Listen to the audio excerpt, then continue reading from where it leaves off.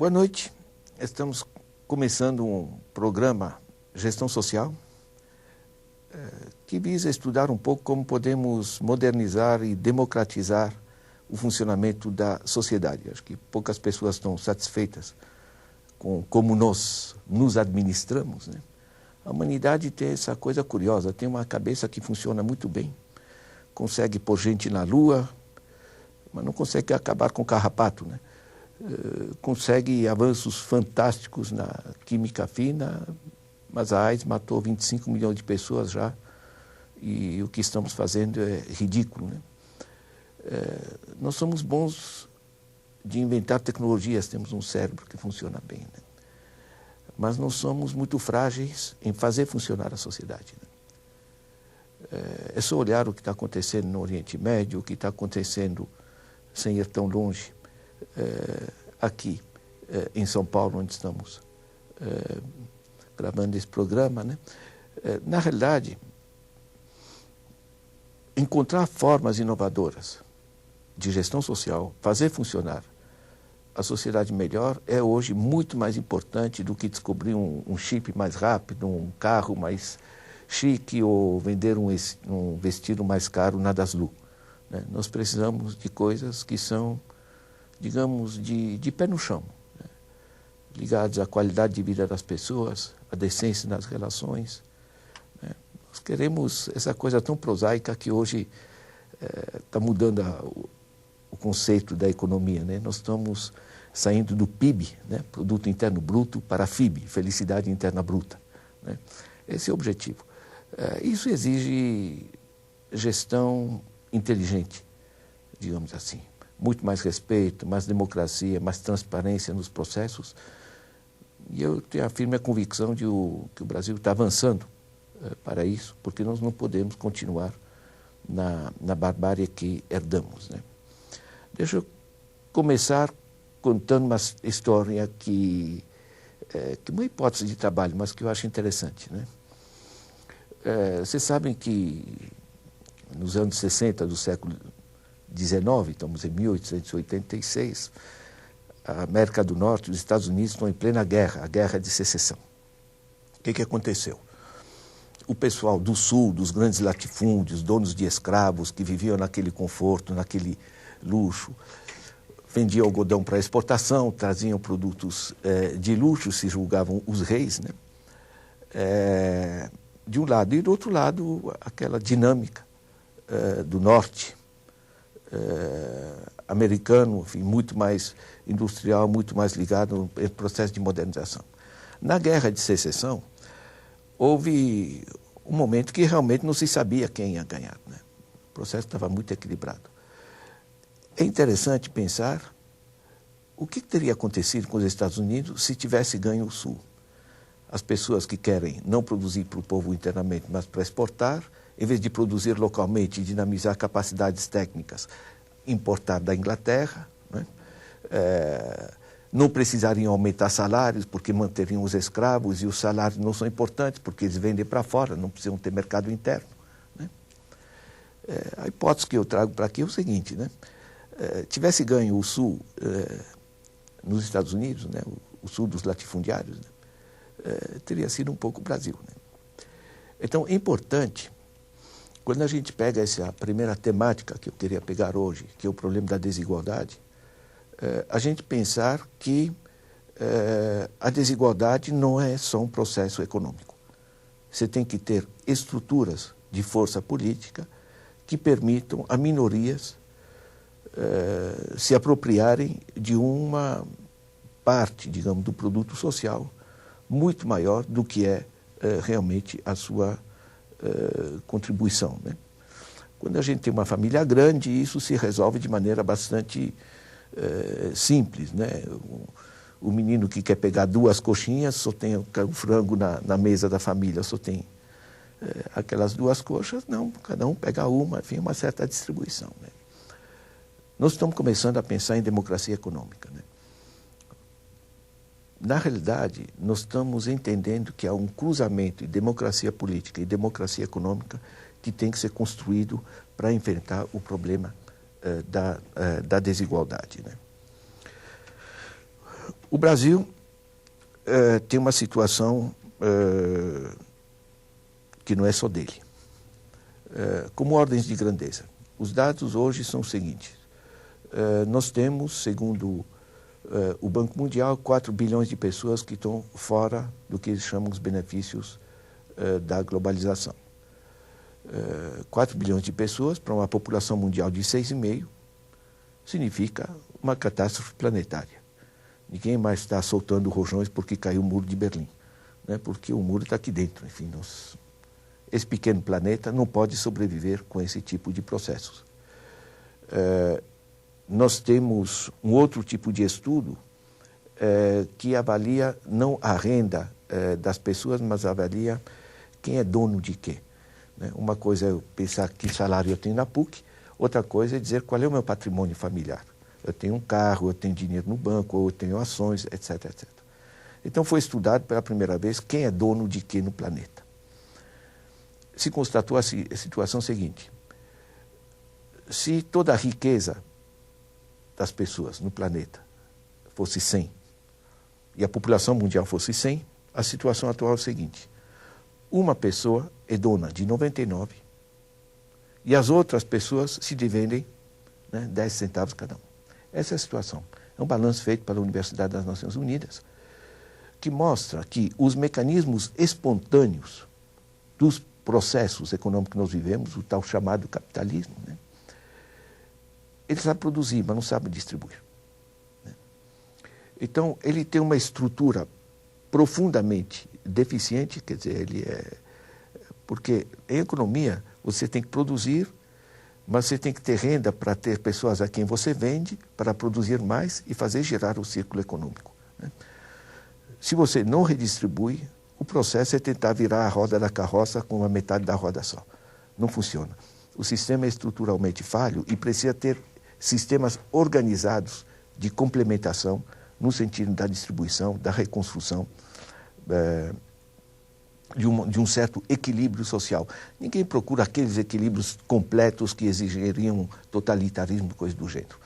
Mas nós não podemos passar, digamos, para níveis que hoje são indecentes. Como é que se calcula essa indecência? Por exemplo, morrem anualmente 10 milhões de crianças por ano, de causas ridículas. Está no nada subversivo o relatório Finance and Development do Fundo Monetário Internacional, o último número publicado agora, certo? Claro, nós não estamos matando 10 milhões de crianças, mas as crianças são impotentes, elas não são donas das políticas. Nós estamos deixando morrer 10 milhões de crianças por ano. Né? Nós podemos pegar outros níveis, quer dizer, desnutrição infantil está atingindo cerca de 170 milhões de crianças, né? 10 milhões morrem por ano por ter chegado a um nível absolutamente desastroso. Né? Já morreram 25 milhões de pessoas de AIDS, morrem anualmente cerca de 2 milhões e meio por malária, morrem mais 2 milhões e meio de tuberculose. Tudo isso são coisas eminentemente tratáveis, né?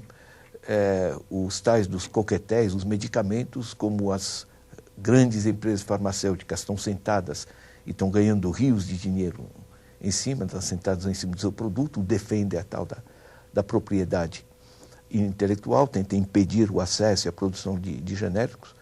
Isso faz com que apenas 7% da população atingida tenha acesso a um medicamento. Quer dizer, pensar com toda a riqueza que nós temos, ter esse problema é absolutamente espantoso. Né? Tem um cálculo que a gente faz que é interessante. Se você pega que nós temos um produto mundial da ordem de 40 trilhões de dólares e que nós temos 6 bilhões e meio de habitantes, é só dividir um pelo outro, a gente constata que dá por pessoa, né, cerca de 4 a 5 mil dólares. Né? Significa que, por família, você teria cerca de 20 mil dólares, né? Você divide isso por 5, dá mais ou menos 1.800 dólares por família de 4 pessoas. E por mês, cerca de 3.500, 4.000 reais, dá para viver. É interessante isso. Com o que se produz hoje no planeta, dá para todo mundo viver de maneira confortável, de maneira digna. E a mesma coisa é no Brasil. Certo? Então, quando a gente fala em desigualdade, a gente não está falando, né, nas bobagens que já se falou, né, que o intelectual gosta de pobreza, coisa assim. A gente denuncia a pobreza porque a gente quer que as pessoas tenham acesso ao seu pão cotidiano. Né? Esse é o desafio que nós temos e que faz da desigualdade um escândalo maior. Né? Na realidade, o Brasil, nesse processo, ele participa de maneira particularmente vergonhosa. Né? Nós somos provavelmente o terceiro pior país no mundo em termos de distribuição de renda. Né? Em economia a gente calcula isso como chama isso coeficiente de Gini, nós temos 0,58, a África do Sul tem 0,61, ou seja, nós estamos mais ou menos no mesmo nível da África do Sul, que está saindo de um sistema de semi-escravidão. Né? É interessante o processo, porque aqui se acumulam duas dinâmicas. No plano internacional, o que acontece? Países pobres têm menos dinheiro para investir, então investem menos. Países ricos têm muito mais dinheiro para investir, investem mais, ou seja, aceleram sua dianteira. Em vez de a gente ter mecanismos internacionais de reequilibramento para poder empurrar o que estão atrasados, para reequilibrar o planeta, para evitar a explosão social, certo? O que a gente faz? A gente dificulta o acesso. Né? Os pobres não têm dinheiro para investir e continuam pobres. Né? Um genial americano chegou à conclusão que os pobres são pobres porque são pobres. Né? Precisa ter um doutorado em economia para poder falar uma coisa dessa sem corar, digamos. Né? Mas o mecanismo funciona assim. Esse é no plano internacional. E é boa a aritmética. Né? No plano nacional, o que acontece? Esse sistema desigual mundial funciona porque temos dentro de cada país minorias prósperas que acham que isso está razoável. Né? São, por exemplo, as pessoas que aqui constroem, aqui em São Paulo, no Morumbi, agora apartamentos que vendem a 14 milhões, né? ou que vendem investidos na das luas a 30 mil reais. São essas dondocas que leem caras e fazem compras na das luzes e acham o máximo, né?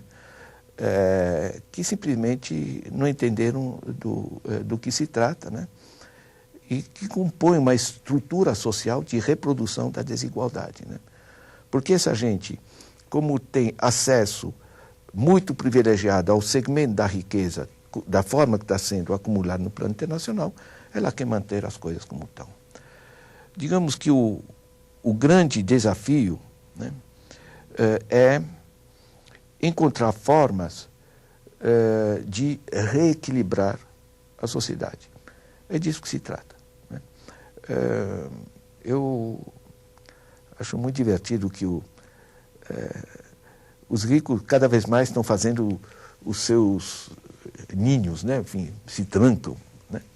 O condomínio, aqui em São Paulo, Alphaville, um gigantesco condomínio de luxo, enfim, com circuitos eletrificados ali para impedir que penetrem os pobres. Eles têm consciência, enfim, do absurdo que estamos construindo. Né? Estão cercados por periferias pobres, né? Que elas mesmas se chamam de alfavela, né? Porque o condomínio é Alphaville e eles se chamam de alfavela. Né? Quando a gente pensa, Alphaville e alfavela, século XXI, o que é? É Casa Grande sem Senzala. Ou seja, esse país, que foi o último país a abolir a escravidão, né, ele mantém uma estrutura social pré-histórica, desajustada, relativamente à sua modernidade econômica. Né. Então, é interessante, a meu ver, ter esse enfoque econômico sobre a dinâmica social, porque a gente vê as engrenagens, né? Parte das engrenagens nos vem do passado, dessa estrutura planetária, etc. Parte disso é mecanismo atual e que funciona perfeitamente. Então, Se eu vou num banco, né, num conjunto de bancos que estão articulados em acordos de amigos, né, e cobram taxas de juros, em média, não 10% acima do que se cobra em país, cerca de 1.000%, 1.200% acima do que se cobra em outros países, porque 10 vezes, 12 vezes, 15 vezes, certo? O que está acontecendo? Né? Nós estamos pegando dinheiro da população que paga imposto, o governo paga isso sob forma de juros, através da taxa Selic, aos bancos, né, que aplicam o nosso dinheiro no nosso governo. Certo?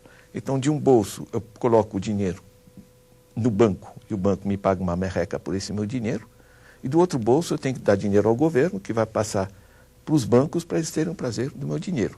Né?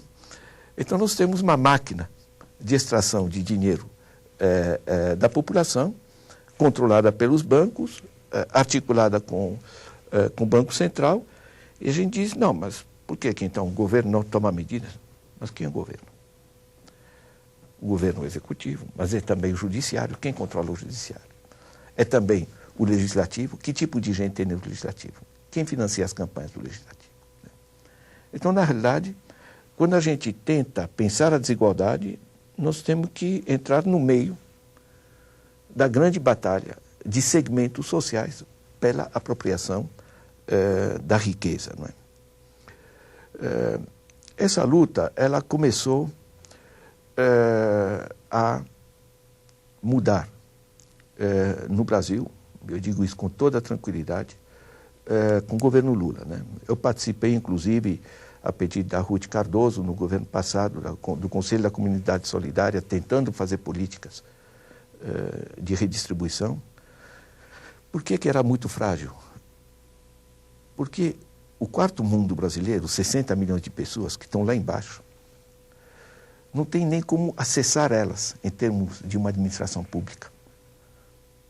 Só com medidas pequenas, digamos assim. Porque essa gente embaixo não tem endereço postal, não tem CPF, não tem conta no banco, né?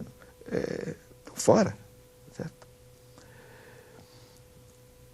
O que ocorreu nesse governo, eu acho importante, porque a gente só vê, digamos, uma faceta apresentada pela mídia e pouca gente se dá o trabalho de acompanhar os projetos e ver o que está acontecendo. É uma mudança extremamente interessante. Né? Deixa eu montar um pouquinho um quadro aqui. Né? Nós temos o Bolsa Família. Bolsa Família são um pouco mais de 11 milhões de famílias, são 50 milhões, vamos arredondar, 50 milhões de pessoas. Essas pessoas recebem até 95, agora vai ser aumentado, reais, o que faz para esse tipo de famílias uma diferença radical. É a diferença entre as crianças poderem comer ou não. As pessoas podem dizer, há desvios. Claro que haverá desvios. Né? Se você está atingindo 50 milhões de pessoas, se você tiver 1% de desvio, o que é ridículo, são 500 mil pessoas. Dá para alimentar o fantástico não sei quanto tempo. Certo? Mas, na realidade, você tem que pesar os desvios que podem se produzir com o imenso benefício. Né? Porque a gente faz cálculos assim, por exemplo, que são do Banco Mundial. Né? O fato de uma família, de uma gestante, não ter acesso a um mínimo em termos de alimentação, de higiene, de coisa do gênero. $200 não gastos em saúde materno-infantil. São $20 mil que você vai gastar durante a vida dessa criança que não foi devidamente alimentada e cuidada na parte inicial, durante o resto da vida dela. Então, não é só bondade, não é só gostar de pobre. Na realidade, é ser inteligente, né? Ser esperto com o uso dos nossos recursos. Você reduzir grande parte da população à miséria é dar um tiro no pé, porque você está castrando a capacidade dela contribuir produtivamente para o desenvolvimento do país. Voltando à imagem, né? Eu fiz minha lição de casa para esse programa, levantei uns números com Diese, com CAGED, CA, diversos grupos. Tal. A ordem de grandeza é a seguinte, 51 milhões de pessoas têm acesso à Bolsa Família. imenso isso como impacto. Calculamos o que houve durante o governo Lula de aumento do salário mínimo. O aumento real de capacidade de compra, chamado poder aquisitivo do salário mínimo, nesse período foi da ordem de 37% a 40%. Para a pessoa lá embaixo, pessoa que tem R$300, aumentar em R$100 ou R$120 é uma coisa imensa, que as pessoas de cima não se dão conta do valor que é o pouco dinheiro para as pessoas embaixo, né? Veja bem, isso para as pessoas que ganham salário mínimo. No Brasil são 26 milhões de pessoas que ganham salário mínimo. Certo? É muita gente que teve uma situação mudada, além dos 51 milhões que já vimos que é do Bolsa Família, né? Outro capítulo, o reajuste do salário mínimo é fator de reajuste de aposentadorias. Nós temos 17 milhões de pessoas que ganham aposentadorias da ordem de um salário mínimo. Para essa gente também houve um aumento da ordem de 37%.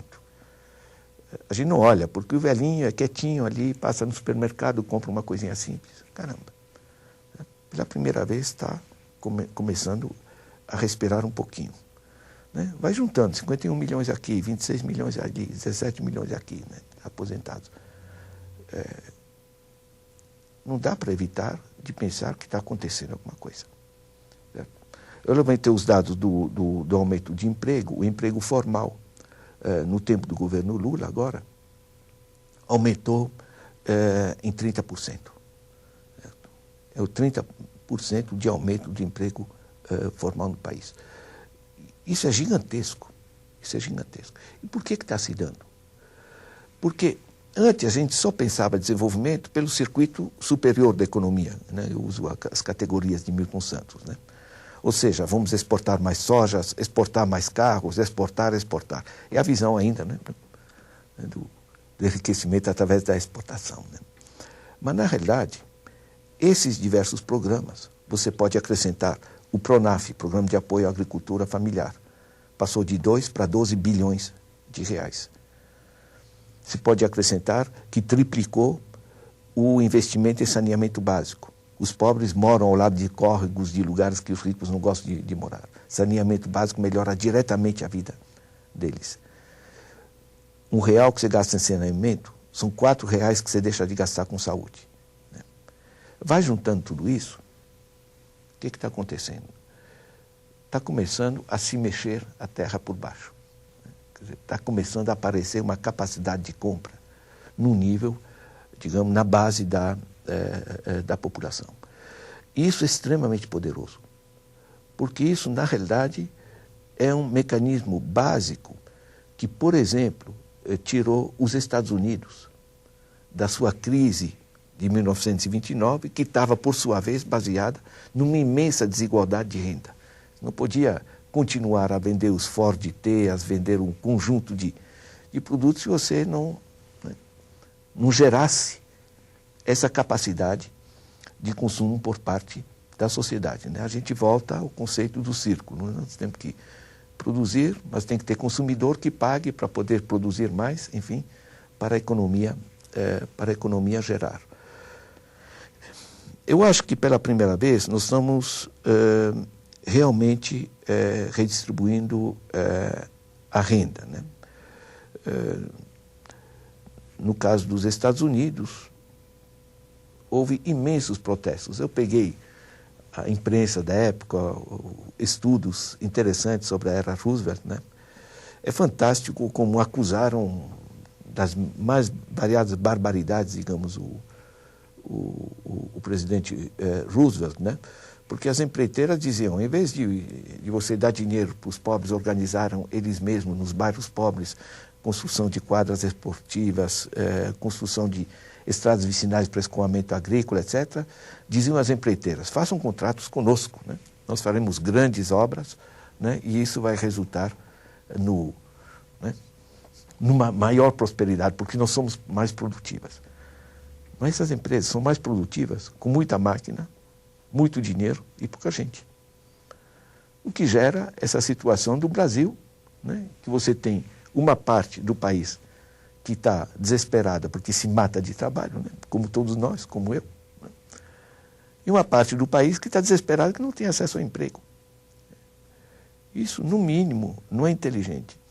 Então, eu, de certa maneira, casaria os dois processos, né? O processo econômico e o processo social constituem um vetor só. Eu pretendo abordar esse problema em outro programa que a gente discuta, né?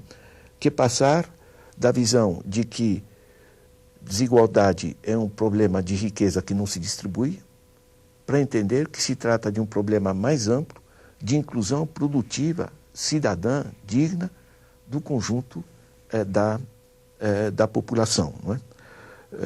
Eu acho que esse é o eixo.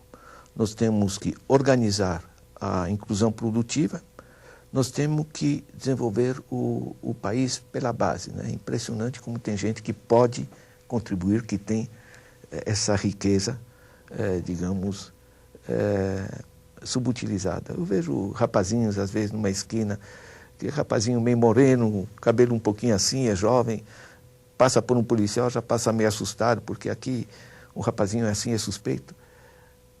Esse rapazinho tem, sim, um potencial de criatividade, de aporte econômico, de aporte social, de aporte cultural gigantesco. Né? O pobre não é um problema de polícia, é um problema de oportunidade, né? E nós temos realmente que organizar esses processos, né? Esse foi um primeiro capítulo, digamos assim, dessa discussão da gestão social. Acho que nosso objetivo não é nenhum extremismo e nenhum ismo, digamos, milagroso, porque não existe, né? Mas é um pé no chão, digamos, né? A sociedade vai funcionar quando as pessoas se apropriem desses processos, quando a sociedade se democratiza mais, gera-se transparência e gera-se formas, digamos, mais equilibradas de desenvolvimento, né? Porque essa gente que se diz cansada, que cansei com a situação, eles na realidade são a causa do cansaço de todos, né? Então nos vemos na próxima semana.